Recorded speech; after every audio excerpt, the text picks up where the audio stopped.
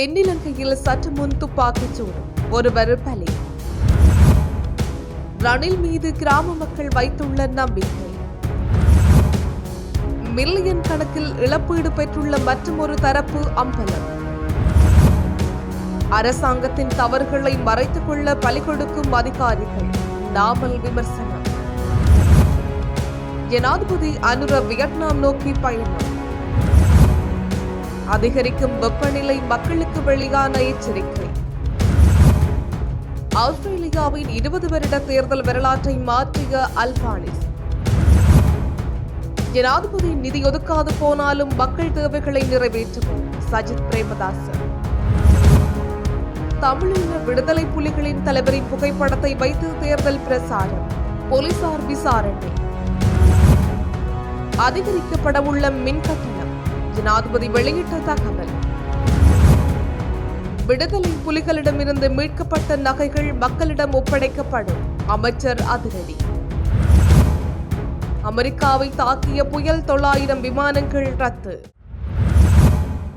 காலியில் உள்ள உணவகம் ஒன்றுக்குள் துப்பாக்கி சூடு சம்பவம் ஒன்று நிகழ்ந்துள்ளதாக காவல்துறையினர் தெரிவித்துள்ளனர். குறித்த சம்பவம் சற்று முன்னர் காலை மீட்டியகுடவின் தம்பகிட்டிய பகுதியில் இடம்பெற்றுள்ளது. இந்த சம்பவத்தில் ஒருவர் உயிரிழந்ததுடன் மற்றொருவர் படுகாயமடைந்து பலப்பட்டி ஆதார வைத்தியசாலையில் அனுமதிக்கப்பட்டுள்ளார். மோட்டார் சைக்கிளில் வந்த இருவரால் இந்த துப்பாக்கி சூடு நடத்தப்பட்டதாக மீட்டியகுட காவல்துறையினர் தெரிவித்துள்ளனர். சம்பவம் குறித்து மீட்டியகுட காவல்துறையினர் மேலதிக விசாரணைகளை முன்னெடுத்துள்ளனர்.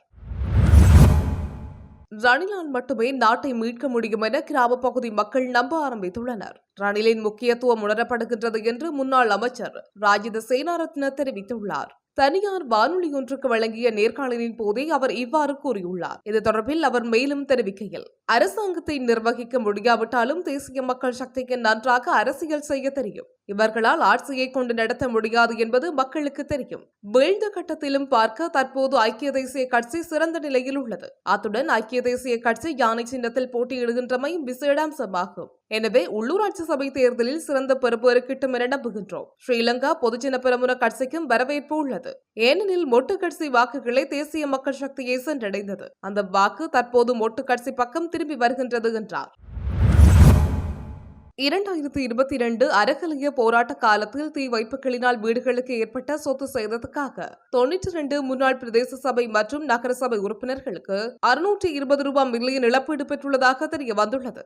இதனை ஹொரண பிரதேசத்தில் இடம்பெற்ற பொதுக்கூட்டத்தில் நேற்று அமைச்சர் நலிந்த ஜெயதிச தெரிவித்துள்ளார். இதேவேளை 2022 மே 9 ஏற்பட்ட கலவரத்தின் போது தீ வைப்புகள் காரணமாக வீடுகளுக்கு ஏற்பட்ட சொத்து சேதத்துக்கு இழப்பீடு பெற்ற நாடாளுமன்ற உறுப்பினர்களின் பட்டியலை பிப்ரவரி 6 அமைச்சர் நலிந்த ஜெயதிச நாடாளுமன்றில் சமர்ப்பித்திருந்தார். குறித்த பட்டியலின்படி 43 நாடாளுமன்ற உறுப்பினர்கள் மற்றும் அமைச்சர்களுக்கு 1.22 பில்லியன் இழப்பீடு வழங்கப்பட்டிருந்ததாக அம்பலமாகியிருந்தமை குறிப்பிடத்தக்கது.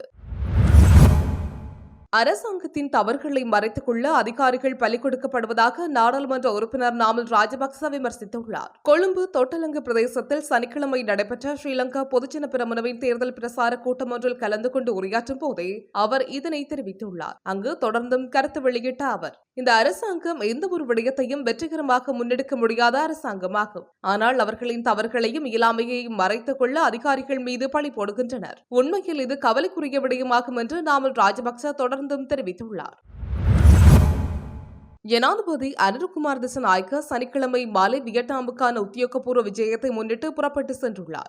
ஜனாதிபதி மற்றும் அவருடன் தூதுக்குழுவில் இடம்பெற்றுள்ள முக்கியஸ்தர்கள் சனிக்கிழமை மாலை கட்டுநாயக்க விமான நிலையம் ஊடாக வியட்நாம் நோக்கி புறப்பட்டு சென்றுள்ளனர். எதிர்வரும் 6 வரை ஜனாதிபதி அனுரகுமார் திசாநாயக்க வியட்நாமில் தங்கியிருப்பார் என்று வெளிநாட்டு அலுவல்கள் அமைச்சின் செய்திக்குறிப்பு தெரிவித்துள்ளது. அக்காலப்பகுதியில் வியட்நாமின் கோசிமின் நகரில் நடைபெறவுள்ள ஐக்கிய நாடுகள் சபையின் விசா கொண்டாட்டங்களின் பிரதான அதிதியாக ஜனாதிபதி கலந்து கொள்ள உள்ளார். அத்துடன் வியட்நாம் கம்யூனிஸ்ட் கட்சியின் முக்கியஸ்தர்களையும் சந்தித்து கலந்துரையாட உள்ளார். ஜனாதிபதியின் இந்த விஜயத்தின் போது இரு நாடுகளுக்கும் இடையில் பல்வேறு புரிந்துணர்வு ஒப்பந்தங்கள் மேற்கொள்ளப்பட உள்ளன. அத்துடன் இலங்கையர்களுக்கு வியட்நாமில் வர்த்தக வாய்ப்புகளை ஏற்படுத்திக் கொள்ளும் நோக்கில் வர்த்தக சமூக பிரதிநிதிகளும் ஜனாதிபதியின் இந்த விஜயத்தின் போது பங்கேற்றுள்ளனர். நாட்டின் பல பகுதியில் இன்று வெப்பநிலை கவனம் செலுத்த வேண்டிய மட்டத்தில் நிலவக்கூடும் என வளிமண்டலவியல் திணைக்களம் தெரிவித்துள்ளது. நேற்று பிற்பகல் வெளியிட்ட இந்த அறிவிப்பு இன்று வரை செல்லுபடியாகும் என்று திணைக்களம் கூறியுள்ளது. இதன்படி கிழக்கு, வடக்கு, வடமத்திய மற்றும் வடமேல் மாகாணங்களின் சில பகுதிகளிலும், மொனராகலை மற்றும் ஹம்பாந்தோட்டை மாவட்டங்களின் வெப்பத்தின் அளவு, அதாவது மனித உடலால் உணரப்படும் எச்சரிக்கை மட்டத்தில் இருக்கக்கூடும் என வளிமண்டலவியல் திணைக்களம் எதிர்வு கூறியுள்ளது. ஆஸ்திரேலியாவின் நாடாளுமன்ற தேர்தலில் இரண்டாவது முறையாக தொழிலாளர் கட்சி வெற்றி பெற்றுள்ள நிலையில் மீண்டும் அந்தோனி அம்பானிஸ் பிரதமராக தெரிவு செய்யப்பட்டுள்ளார். ஆஸ்திரேலிய வரலாற்றில் இது ஒரு மகத்தான வெற்றி என்றும் அம்பானிஸ் கூறியுள்ளார். 2004ஆம் ஆண்டுக்கு பிறகு ஆஸ்திரேலியாவில் பதவியில் இருக்கும் பிரதமர் மீண்டும் தேர்ந்தெடுக்கப்பட்டிருப்பது இதுவே முதல் முறையாகும். இது அம்பானிஸின் வளர்ந்து வரும் அரசியல் அந்தஸ்தையும் அவரது தலைமையின் மீதான வாக்காளர் நம்பிக்கையையும் அடிக்கோடிட்டு காட்டுகிறது என அந்நாட்டு அரசியல் ஆதரவாளர்கள் கூறியுள்ளனர். குறிப்பிடத்தக்க வகையில் இந்த தேர்தல் எதிர்க்கட்சிக்கு பெரும் பின்னடைவை ஏற்படுத்தியுள்ளதாக கூறப்படுகிறது. லிபரல் கட்சி தலைவர் பீட்டர் டட்டன் பிரிஸ்பேனில் உள்ள தனது டிக்சன் தொகுதியை தொழிற்கட்சியின் அலி பிரான்சிடம் இழந்தமை அவரது பின்னடைவை மேலும் எடுத்துக் காட்டுகிறது என கூறப்படுகிறது. இந்த அரிய அரசியல் தோல்வி 2007ஆம் ஆண்டு முன்னாள் பிரதமர் ஜான் கோவஸ்ட் தொகுதி இழப்பை எதிரொலிக்கிறது எனவும் தெரிவிக்கப்பட்டுள்ளது. உள்ளூராட்சி மன்றங்களின் செயற்பாடுகளுக்கு ஜனாதிபதி நிதி ஒதுக்காது போனாலும் மக்களின் தேவைகளை நிறைவேற்றிக் கொடுப்போம் என சஜித் பிரேமதாச உறுதியளித்துள்ளார். ஐக்கிய மக்கள் சக்தியின் சார்பில் உள்ளூராட்சி மன்ற தேர்தலில் போட்டியிடும் வேட்பாளர்களை ஆதரித்து சனிக்கிழமை ஹம்பகா கிரிவந்தல பிரதேசத்தில் நடைபெற்ற பிரசார கூட்டத்தில் கலந்து கொண்டு உரையாற்றும் போதே அவர் மேற்கண்டவாறு குறிப்பிட்டுள்ளார். தொடர்ந்தும் கருத்து வெளியிட்ட அவர், தேசிய மக்கள் சக்தி வெற்றி பெறாத உள்ளூராட்சி மன்றங்களின் அபிவிருத்தி செயற்பாடுகளுக்கு நிதி ஒதுக்கப் போவதில்லை என்று ஜனாதிபதி தெரிவித்துள்ளார். எனினும் எங்களது கட்சி அதிகாரத்தை கைப்பற்றும் உள்ளூராட்சி மன்றங்களில் ஜனாதிபதியின் நிதி ஒதுக்கீட்டை மாத்திரம் நம்பியிருக்க மாட்டோம். அரசாங்கம் நிதி ஒதுக்காது போனாலும் எங்கள் கட்சியின் அதிகாரத்தில் வரும் உள்ளூராட்சி மன்றங்களூடாக பொதுமக்களின் தேவைகளை நிறைவேற்ற நடவடிக்கை மேற்கொள்வோம் என்றும் சஜித் பிரேமதாச தொடர்ந்தும் தெரிவித்துள்ளார். முல்லைத்தீவு மாவட்டத்தைச் சேர்ந்த தமிழரசு கட்சியில் போட்டியிடும் வேட்பாளர் ஒருவரை தேடும் நடவடிக்கையில் போலீசார் ஈடுபட்டுள்ளனர். இந்த விடயம் தொடர்பில் மேலும் தெரிய வருகையில், குறித்த முள்ளியவளை கிழக்கு பிரதேசத்தில் வேட்பாளர் பல வீடுகளுக்கு சென்று தமிழீழ விடுதலை புலிகளின் அமைப்பின் தலைவர் பிரபாகரனின் படம் பொறிக்கப்பட்ட வீட்டு சின்னத்துக்கு உள்ளடியிடுமாறு துண்டு பிரசுரங்களை வழங்கி வந்துள்ளார். இந்த சம்பவம் கிராமத்தில் பெரும் பரபரப்பை ஏற்படுத்தியுள்ளது. இந்த சம்பவத்தை தொடர்ந்து குறித்த பகுதியில் போலீசார் தேடுதல் நடவடிக்கையை மேற்கொண்டுள்ளனர். இவ்வாறு துண்டு பிரசுரங்கள் வாங்கிய மக்களிடம் வாக்குமூலம் பெற்று வழக்கு ஒன்று பதிவு செய்துள்ளார். இதேவேளை குறித்த வட்டாரத்தில் போட்டியிடும் வேட்பாளரை தேடுதல் நடவடிக்கையில் போலீசார் ஈடுபட்டு வருகின்றார்கள். இதுவரை அவர் எந்தவித தொடர்பும் மற்ற நிலையில் காணப்படுவதாக தெரிவிக்கப்படுகின்றது.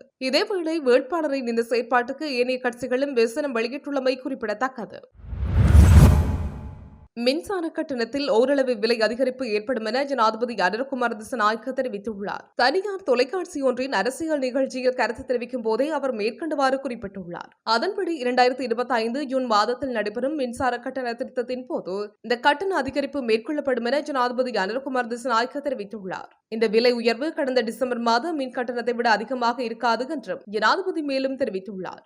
ஆண்டுக்கு இருமுறை நடைபெறும் மின் விலை திருத்தத்தின்படி இந்த விலை திருத்தம் செய்யப்படும் என்று அவர் கூறியுள்ளார். மின்சார சபையின் 220 பில்லியன் கடன் மீள் கட்டமைப்பு செய்யப்பட்டுள்ளதாகவும் இதன் ஒரு பகுதி மின்சார கட்டணத்தில் சேர்க்கப்படும் எனவும் ஜனாதிபதி அனுரகுமார் திசாநாயக்க தெரிவித்துள்ளமை குறிப்பிடத்தக்கது.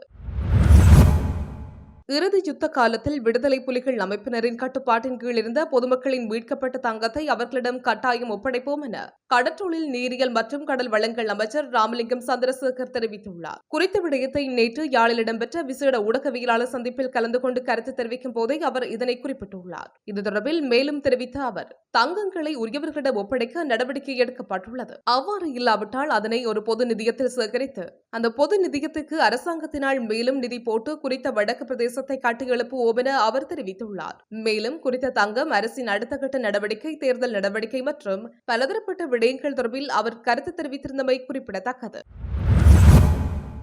அமெரிக்காவில் உருவான புயலால் அங்கு கனமழை பெய்யும் என வானிலை ஆய்வு மையம் எச்சரிக்கை விடுத்திருந்தது. அதன்படி கெண்டகி, டெல்லாஸ் உள்ளிட்ட பல மாகாணங்களை புயல் தாக்கியது. இதனால் அங்கு பலத்த காற்றுடன் கூடிய கனமழை பெய்தது. அப்போது ஏற்பட்ட வெள்ளப்பெருக்கினால் ஏராளமான கார்கள் அடித்து செல்லப்பட்டன. மேலும் சாலையில் மரங்கள் முறிந்து விழுந்ததால் அங்கு போக்குவரத்து கடுமையாக பாதிக்கப்பட்டது. அதேபோல் புயல் கரையை கடந்த போது மணிக்கு சுமார் 120 கிலோமீட்டர் வேகத்தில் காற்று வீசியது.